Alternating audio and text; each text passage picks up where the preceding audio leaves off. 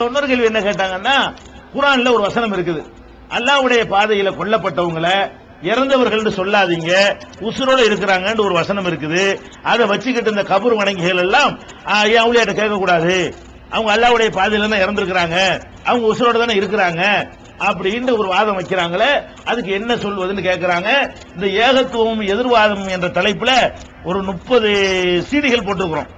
அதுல இந்த மாதிரியான எதிர்ப்பா என்னவெல்லாம் கேட்கிறானோ அதுக்கு பூரா உங்களுக்கு பதில் இதுல கிடைக்கும். விரிவா தேவைப்படும் போது அது நம்ம ஜமாத்துல தருவாங்க, வாங்கிக்கிறங்க. ஆனா கேட்டதுக்கு சொல்லி ஆகணும். சுருக்கமாக சொல்வது என்னவென்றால், அல்லாஹ்வுடைய பாதையில கொல்லப்பட்டவர்கள் இறந்தவர்கள் இல்லை, உயிரோடு இருக்கிறார்கள் அல்லாஹ் சொல்றான். ஆனா அந்த வசனத்தை முழுசா வாசிச்சாங்கன்னு சொன்னா அது அவங்களுக்கு எதிராக இருக்கும். பாதி வாசிக்கிறாங்க. அல்லாஹ் என்ன சொல்றான்னு கேட்டா, வலா தகூலு லிமன் யுக்தல் ஃபீ ஸபீலில்லாஹி அம்வாத், அல்லாஹ்வுடைய பாதையிலே கொல்லப்பட்டவர்களை இறந்தவர்கள் என்று சொல்லாதீர்கள், பல் அஹ்யாவுன், அவர்கள் உயிரோடு இருக்கிறார்கள், வலாக்கின் லா தஷூரூன், இதை விட்டுருவாங்க. என்றாலும் உங்களுக்கு அதை உணர இயலாது. உயிரோடு இருக்கிறாங்கன்னா நீங்க உணரக்கூடிய வகையில உயிரோடு இல்ல, அது வேற ஒரு வகையான உயிர். இதே கருத்தை இன்னொரு வசனத்தில் அல்லாஹ் சொல்லி காட்டுகிறான், வலா தஹஸபன்னல்லதீன குத்திலு ஃபீ ஸபீலில்லாஹி அம்வாத்தா, அல்லாஹ்வுடைய பாதையிலே கொல்லப்பட்டவர்களை இறந்தவர்கள் என்று எண்ணாதீர்கள், பல் அஹ்யாவுன் இன்த ரப்பிஹிம் யுர்ஸகூன், அவர்கள் இறைவனிடத்தில் உயிரோடு இருக்கிறார்கள். உயிரோடு இருக்கிறார்கள் மட்டும் அல்லாஹ் சொல்லல, பல் அஹ்யாவுன் இன்த ரப்பிஹிம், ரப்பிடத்தில் உயிரோடு இருக்கிறார்கள், உன்கிட்ட உயிரோடு இல்ல. இதான் மேட்ரு. உயிரோடு இருக்கிற நெசம். உயிரோடு இருக்கிறதுக்கு என்ன அர்த்தம்? நம்மள்கிட்ட உயிரோடு இருக்கிற. நான் கேட்கிறேன், இந்த உயிர்னு வச்சுக்கிட்டா இப்ப எடுத்துக்கிறோமே, ஒருத்தன் வந்து அல்லாஹ்வுடைய பாதையில கொல்லப்பட்டுட்டான், அவன் பொண்டாட்டி இருக்கிறான், இவன் வேற கல்யாணம் பண்ணலாம் பண்ணக்கூடாதா? பண்ணலாம் பண்ணக்கூடாதா? உசுரோட இருந்தா பண்ணலாமா? பண்ணக்கூடாது. பண்ணலாம்ல, சொல்லி பண்ணலாம்னு. புருஷன் இறந்து போயிட்டு அல்லாஹ்வுடைய பாதையில ஒரு அவளியா கொல்லப்பட்டு போயிட்டாரு. அவர் பொண்டாட்டி 18 வயசு பொண்ணு இருக்குது, பொண்டாட்டி இருக்கிறா. அவ அந்த 4 மாசம் இதா முடிஞ்சு போச்சு, 4 மாசம் 10 நாள். இப்ப ஒரு கல்யாணம் பண்ண நினைக்கிறா. புருஷன் உயிரோடு இருக்கிறான். கல்யாணம் பண்ண சொல்லுவீங்களா? உயிரோடு இருந்தா வர சொல்றான்னு கேட்பல. உயிரோடு இருந்தா ஆளை வர சொல்லவன. அப்ப இந்த பொம்பளை இதா இருக்கணுமா வேணாமா? இவன் போய் கேளுங்க, சட்டம் கேளுங்க. அட ஒரு அவளியா மூத்தா போயிட்டாரு, அவர் பொண்டாட்டி இதா இருக்கணுமா வேணாமா? இதா இருக்கணும் இவனே சொல்லுவான். யாரு? இந்த கபூர் வணங்கியே சொல்லுவான். இந்த தர்காவை நியாயப்படுத்துறான, அல்லாஹ்வுடைய பாதையில கொல்லப்பட்டாங்களா சஹாபாக்கள்லாம், அவங்களுடைய மனைவிமார்கள் இதா இருந்தார்களா இல்லையா? இருந்தார்கள். அப்ப என்ன அர்த்தம்? இந்த அர்த்தத்தில் உள்ள உசுறு இல்ல. அந்த பொண்டாட்டிமார்கள்லாம் மறுகல்யாணம் பண்ணிக்கிட்டாங்களா இல்லையா? புருஷன் இருக்கும்போது மறுகல்யாணம் பண்ணலாமா? புருஷன் செத்தாதான் மறுகல்யாணம் பண்ணலாம். புருஷன் இறந்துட்டாருன்னு நினைச்சுட்டான இன்னொரு கல்யாணம் பண்ணினாங்க, ரசூலுல்லாஹ் காலத்திலே பண்ணினாங்க. அதே மாதிரி அந்த சஹாபி ஒரு 10 லட்சம் ரூபாய் விட்டுட்டு போயிட்டாரு, இருங்க வருவாரு, உசோட இருக்கிறான்னு பிரிக்காம இருப்பீங்களா? எடுத்துக்கிறீங்களா? அவருக்கு 4 பிள்ளை இருக்குது, என்ன பண்ணுவான்? அல்லாஹ்வுடைய பாதையில் கொல்லப்பட்டவர்கள் உசோட இருக்கிறாங்க, அவர் பத்திரமா வைங்க அப்படின்னு சொல்லுவீங்களா? ஆளுக்கு 2 லட்சம் ரூபாய் எடுத்துக்கிறீங்களா? அப்ப அதுல எல்லாம் மொத்தா போயிட்டாங்கன்னு சொல்லுவீங்களா? அப்ப என்ன வழங்குன்னு நான் கேட்கிறேன். உசுரோட இருக்கிறான்னா வர சொல்லு, கூப்பிடு, பெருநாளைக்கு கூப்பிட்டு ட்ரெஸ் எடுத்து கொடுப்போம், எனக்கு சோறு போட சொல்லு. உசுரோட இருக்கிறவனுக்கு மார்க்கத்தில் என்ன கடமை? உசுரோட ஒருத்தர் இருந்தா மார்க்கத்தில் என்ன கடமை?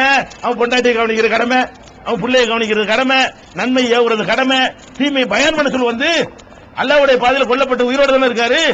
இந்த மாதிரி அனாச்சாரம் நடக்கல, மேடை போட்டு பேச சொல்லு, வந்து தீமையை தடுக்கணுமா இல்லையா? அப்ப சொல்லுவாங்க அது வேற உசுறு. அதான் நாங்க சொல்றோம், அது வேற உசுறு, நமக்கு கான்டாக்ட் பண்ண முடியாத உசுறு. அது அல்லாஹ் இடத்துல இருந்துட்டு இருக்கிறாரு. அது எப்படி இருக்கிறாரு? அல்லாஹ்வுடைய ரசூலை வளர்க்கறாங்க, சஹாபாக்களை இதை கேட்கறாங்க. கேட்டவன ரசூல்லா வளர்க்கறாங்க. உயிரோட இருக்கிறதுக்கு வழக்கம் கேட்கறீங்களா? உயிரோட இருக்கிறார்கள் என்றால் அவங்களுடைய உயிர்கள் அர்வாஹுஹும் ஃபீ ஹவாசிலி துயூரின் ஹுத்ரின் தஸ்ரஹு பில் ஜன்னதி ஹைது சாத். இது ரசூலுல்லாஹ் கொடுத்த விளக்கம். என்ன சொல்றாங்கன்னு கேட்டா, அல்லாஹ்வுடைய பாதையில கொல்லப்பட்டவங்களுடைய அந்த உயிர்களை எடுத்துக்கொண்டு பச்சை நிறத்து பறவை வடிவத்தில் அந்த உயிரை, மனுஷ வடிவத்தில் இல்ல, பச்சை நிறத்து பறவை வடிவத்துக்குள்ள, பறவை கூட்டுக்குள்ள இந்த உயிரை கொடுத்து சொர்க்கத்தில் அவை சுத்தி கொண்டே இருக்கின்றன. உசுரோட இருக்கிற அர்த்தம் என்ன வழங்குதா? இந்த பாடியோட அப்படி போயிட்டான்னு அர்த்தம் கிடையாது. இந்த உடம்போட போறதுக்கு ஒரு நேரம் இருக்கிறது. ஜட்ஜ்மெண்ட் பண்ண பிறகுதான் போக முடியும். மகசர்ல கேள்விலாம் கேட்டு இவன் சொர்க்கவாசி இவன் நரகவாசின்னு சொன்ன பிறகுதான் இந்த பாடியோட நான் போக இயலும். நான் ஒரு நல்லடியாரா இருந்து நான் கொல்லப்பட்டு விட்டால் என்னுடைய உயிர் வந்து பச்சை நிறத்து பறவை கூட்டுக்குள்ள வைத்து பறவை வடிவத்தில் நான் சொர்க்கத்தில் சுத்திக்கிட்டே இருப்பேன். அதைத்தான் நான் சொல்றான். எதை சொல்லல? நீ கூப்பிட்டு உனக்கு தேவையை நிறைவேற்றுவாரு, ரிஸ்க் தருவாரு, நோயை போக்குவாரு, உங்க பிரார்த்தனையை ஏற்றுக்கொள்வார். அதுக்காக அல்லாஹ் சொல்றான். இன்னும் சொல்ல போனால் சொர்க்கத்துல ஒரு ஆள் நுழைந்து விட்டாரே, ஆனால் அவர் எந்த நிலையில் இருப்பாரு? அது ஒண்ணு இருக்குல்ல, சொர்க்கத்துல ஒரு ஆள் போயிட்டாருன்னு சொன்னா அவர் உலகத்துல எதையாவது பத்தி நினைப்பாரான்னு கேட்டா அல்லாஹ் சொல்லி காட்டுறான். யார் சொர்க்கத்தில் நுழைந்து விட்டார்களோ லா எவ்வளவு அன்ஹாஹிவலா, அதை விட்டு வேறு பக்கம் கவனத்தை திருப்ப மாட்டாங்க.